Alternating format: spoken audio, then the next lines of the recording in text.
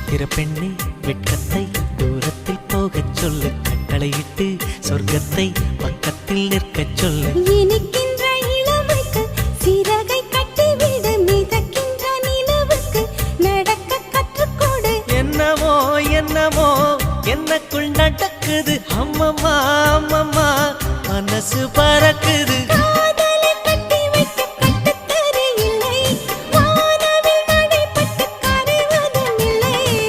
வானத்து நிலவெடுத்து வாசலில் வைக்கட்டுமா?